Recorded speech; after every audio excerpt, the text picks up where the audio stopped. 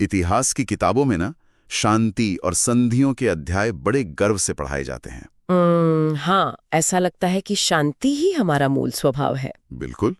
लेकिन आज की इस गहरी पड़ताल में हम जिस ऐतिहासिक डेटा का विश्लेषण करने वाले हैं वो एक बहुत ही असहज करने वाला सच सामने रखता है। और वो सच क्या है? सच ये है कि पिछले 3400 सालों के दर्ज इतिहास में पूरी दुनिया में केवल 268 साल ऐसे रहे हैं जब कहीं कोई युद्ध नहीं हो रहा था। बाप रे, मतलब सिर्फ 268 साल? हाँ, चलिए इसे थोड़ा खोलकर समझते हैं। इसका सीधा सा मतलब ये है कि युद्ध इंसान की डिफॉल्ट स्थिति है और शांति वो अपवाद है जिसके लिए हम संघर्ष करते हैं। सही कहा। देखिए, अक्सर ये माना जाता है कि जब इंसान ने लिखना शुरू किया होगा तो उसने कला या दर्शन की बातें की होंगी। लॉजिकल तो यही लगता है। राइट।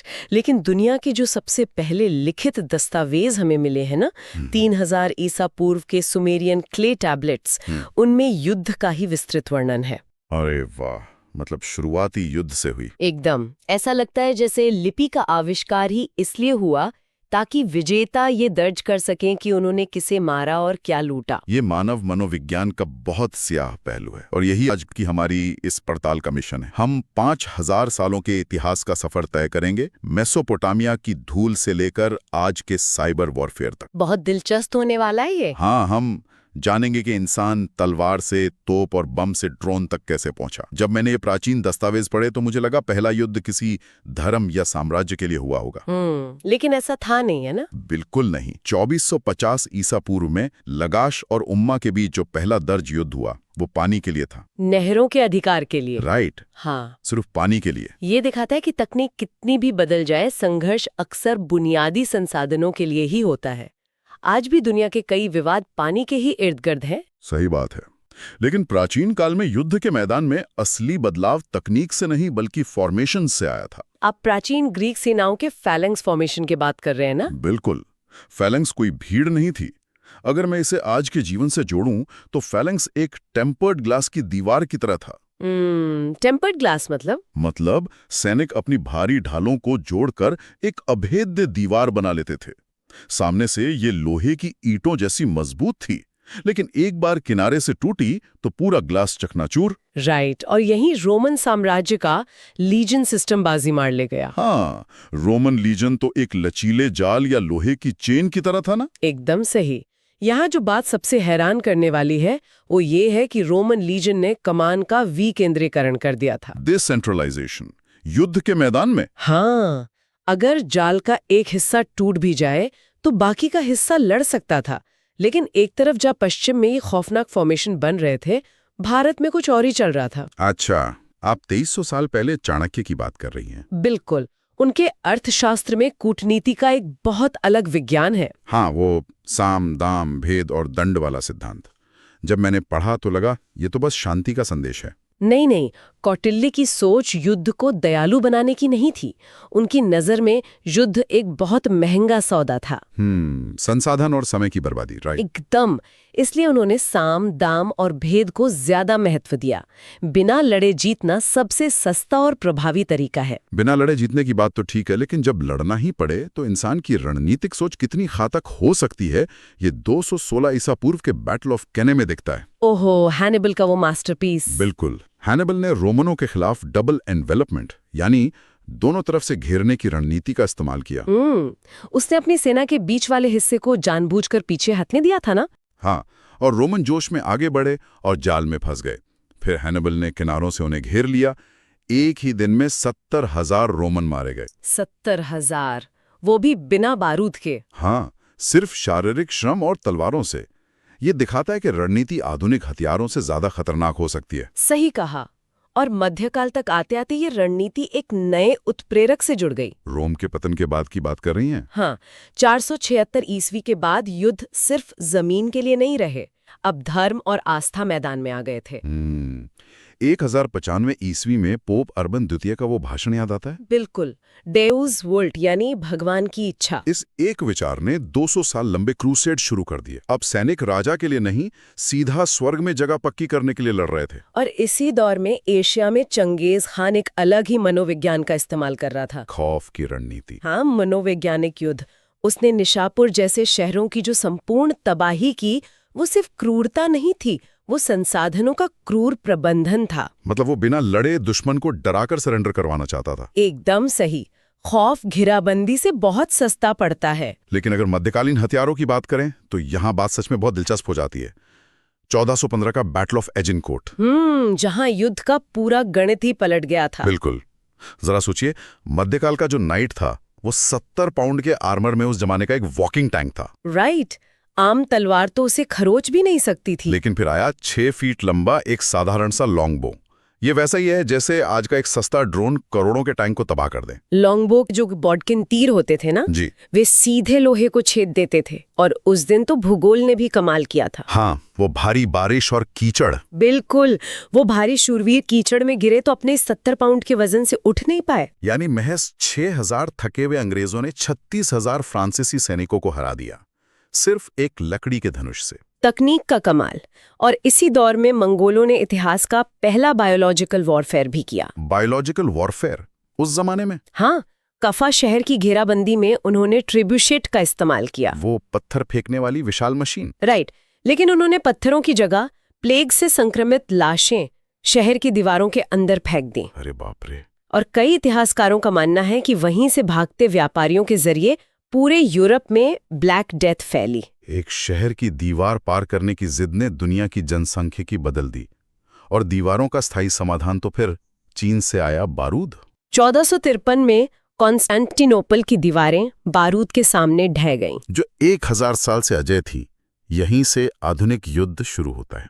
लेकिन इन दस्तावेजों को पढ़ते हुए मेरे मन में एक सवाल आया। क्या सवाल? क्या तकनीक ने हमें युद्ध में रणनीतिक रूप से बेहतर बनाया या सिर्फ बड़े पैमाने पर हत्या करने में ज्यादा कुशल बनाया है? इसका बहुत स्पष्ट जवाब प्रथम विश्व युद्ध के बैटल ऑफ द सोम के आंकड़ों में 1916 में। जहां मशीन गनों का कहर बरपा था। बिल्कुल। जनरलों की सोच 19वीं सदी की थी। सैनिक सीधी लाइन में आगे बढ़ रहे थे और सामने 20वीं सदी की ऑटोमेटिक मशीन गनें थी। और नतीजा? एक ही दिन में 57,000 से ज्यादा ब्रिटिश सैनिक हताहत हो गए। इंसानों को असेंबली लाइन की तरह काटा गया। और जब 1915 में पॉइजन गैस का इस्तेमाल हुआ तो हवा ही दुश्मन बन गई। सैनिक खाइयों में गोलियों से बच सकते थे, लेकिन हवा से कैसे छुपते? रसायन विज्ञान ने सारे मानवीय नियम खत्म कर दिए। और ये अमानवीयकरण द्वितीय विश्व युद्ध में टोटल वॉर बन गया। स्टालिनग्राद की लड़ाई है ना, जहां घर घर और कमरे कमरे की लड़ाई में 20 लाख लोग मारे गए। हाँ, पूरी की पूरी अर्थव्यवस्था युद्ध तंत्र बन गई थी। मैंने पढ़ा कि एक ही कारखाने के एक हिस्से में टैंक बन रहे थे और दूसरे हिस्से में गोलियां चल रही थी। खौफनाक है। और अगर हम इससे बड़ी तस्वीर से जोड़कर देखें तो हिरोशिमा और नागासाकी पर गिराए गए परमाणु बम तक पहुंचते पहुंचते युद्ध का अर्थ ही शून्य हो गया। जे रॉबर्ट ओपेनहाइमर का वो भगवत गीता वाला उद्धरण, अब मैं मृत्यु बन गया हूं, वो बहुत कुछ कहता है। एकदम। वो इस बात की घोषणा थी कि अब युद्ध का मतलब म्यूचुअली अश्योर्ड डिस्ट्रक्शन है। कोई जीतता नहीं है, दोनों का अंत होता है। और शायद इसीलिए 21वीं सदी में युद्ध का चेहरा बदल गया है। अब युद्ध के लिए मैदान में जाने की जरूरत ही नहीं है। मौत अब एयर कंडीशन कमरों से आती है। बिल्कुल। ड्रोन वॉरफेयर की तस्वीर देखिए।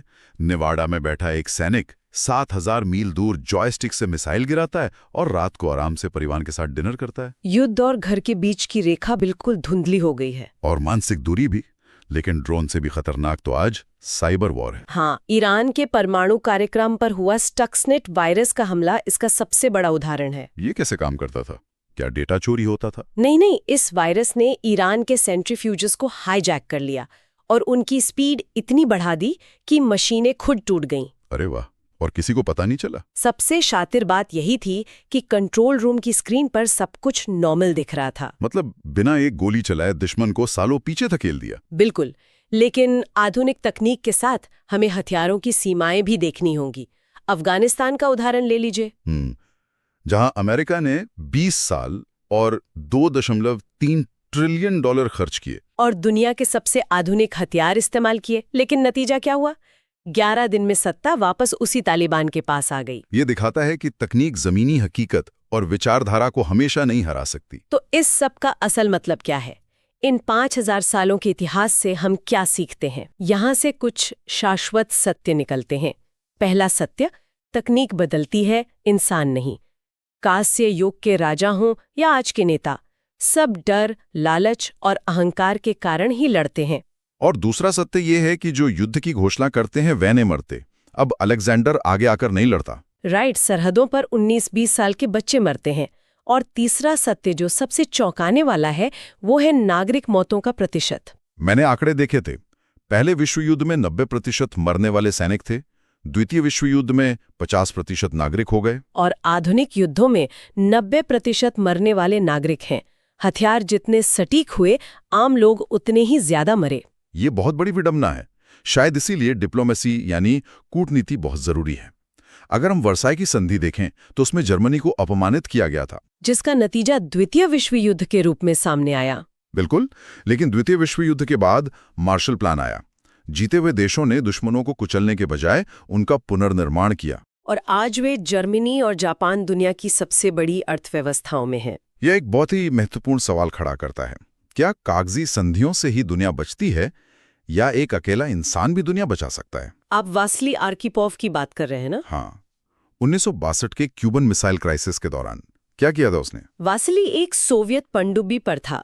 उनका मॉस्को से संपर्क टूट गया था। ऊपर धमाके हो रहे थे, तो बाकी अफसरों को लगा तीसरा विश्व युद्ध शुरू हो चुका है। तो उन्होंने परमाणु टारपीडो लॉन्च करने का फैसला कर लिया। हाँ, लेकिन लॉन्च के लिए तीनों की सहमति चाहिए थी। वासिली ने उस भारी दबाव में ना कह दिया। उसकी उस एक ना ने परमाणु युद्ध रोक दिया। ये साबित करता है कि सबसे अच्छे युद्ध वे हैं जो कभी लड़े ही नहीं गए। बिल्कुल। 2500 साल पहले सुनजू, 2300 साल पहले कौटिल्य और आधुनिक युग में आइंस्टाइन, सबका यही कहना था कि युद्ध अंतिम विकल्प होना चाहिए और परमाणु युग में कोई जीतता नहीं है। आइंस्टीन की उस बात से हमारे इस पूरे विश्लेषण से एक बहुत ही उकसाने वाला विचार उभर कर आता है। कौन सा विचार? इतिहास गवाह है कि हम पानी और जमीन के लिए लड़ते हुए शुरू हुए और आज स्टक्सनेट जैसे कंप्यूटर वायरस से दुश्मन को तबाह कर रहे हैं। सोचने वाली बात यह है, अगर आज बिना एक भी गोली चले, बिना किसी सेना के बॉर्डर पार किए, देशों की पूरी अर्थव्यवस्था और पावर ग्रिड हैक किए जा सकते हैं, तो क्या हम पहले से ही तीसरे विश्व युद्ध के बीचों बीच खड़े हैं? बस हमें इसका एहसास इसलिए नहीं हो रहा क्योंकि हम अभी भी पुराने जमाने के टैंकों और मिसाइलों के इंतजार में आसमान की तरफ देख रहे हैं। ये सच में रोंगटे खड़े कर देने वाला विचार है। बिल्कुल। तो श्रोताओं, इस गहरी पड़ताल में हमारे साथ जुड़ने के लिए बहुत बहुत धन्यवाद।